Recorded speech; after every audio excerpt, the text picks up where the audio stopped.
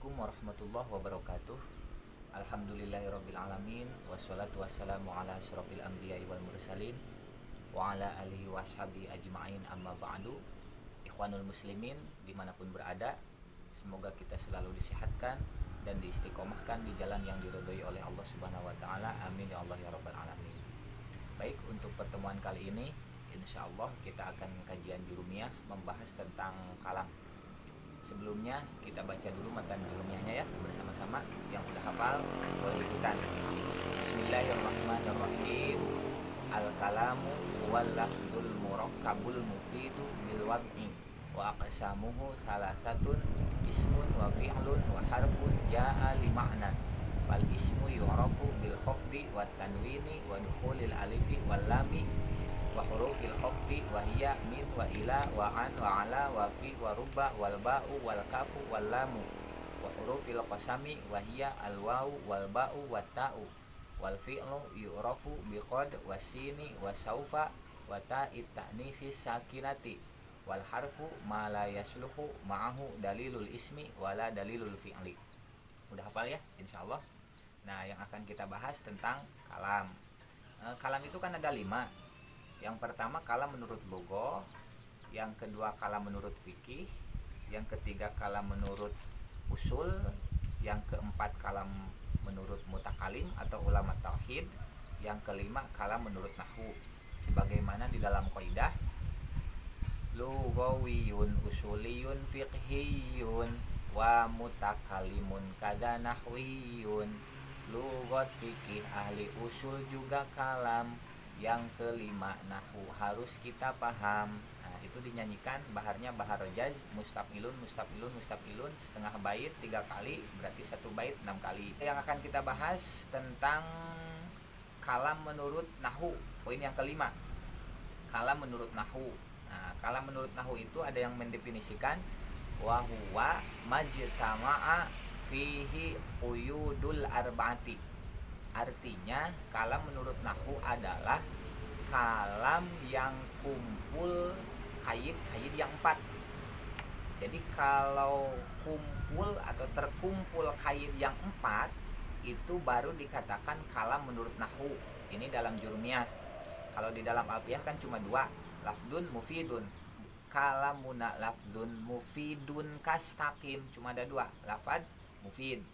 Tapi kalau di jurumiyah ada 4. Al-kalamu huwal lafzul murakkabul mufidu bil wad'i.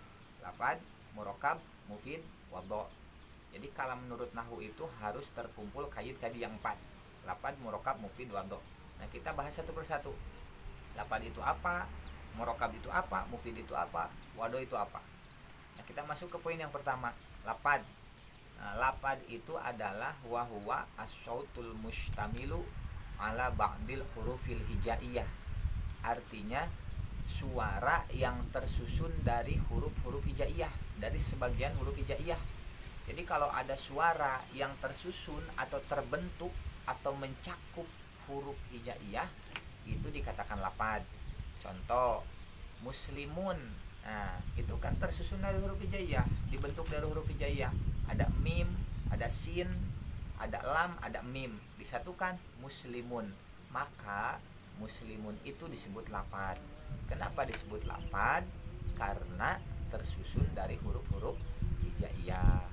Nah, tapi lafad itu terbagi 2. Yang pertama ada lafad muhmal, yang kedua ada lafad mustakmal. Apa itu lafad muhmal?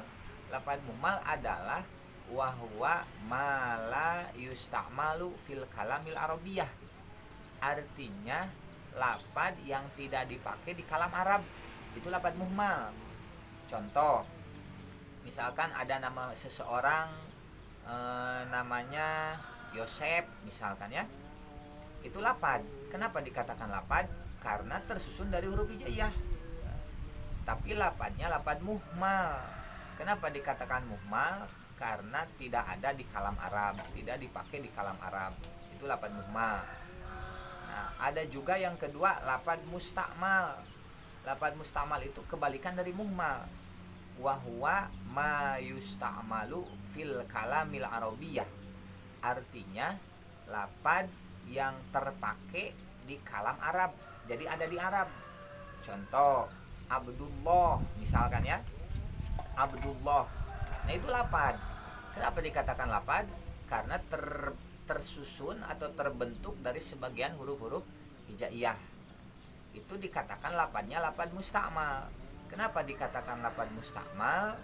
Karena dipakai di kalam Arab. Nah, kalau ada pertanyaan, tadi kan lapad itu suara yang tersusun dari sebagian huruf-huruf hijaiyah. Bagaimana kalau ada suara yang tidak tersusun atau tidak terbentuk dari huruf-huruf hijaiyah? Nah, itu kebalikan lapad, disebutnya isim syaut. Jadi isim syaut itu adalah suara yang tidak tersusun dari huruf-huruf hijaiyah.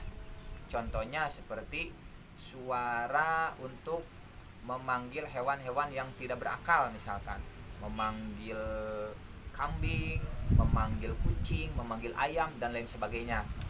Nah, atau juga seperti suara-suara benda. Misalkan kita sedang memegang pulpen lalu jatuh, timbul suara. Nah, itu isim syaut, bukan lapad, karena tidak tersusun dari huruf hijaiyah. Contoh lagi, suara motor misalkan ya. Suara motor, suara mobil, atau yang suka bermain musik itu suara gitar, suara gendang. Nah, itu isim syaut karena tidak tersusun dari huruf hijaiyah. Sebagaimana Ibnu Malik di dalam Alfiyah, wa ma bihi khutiba ma la yanqilu min mushbihi ismil fi'li syauta yuj'alu kadalladzi ajda hikayatan kaqab wal zambinan nau'aini fa huwa qad wajab. Nah, itu isim syaut, kebalikan dari lapad.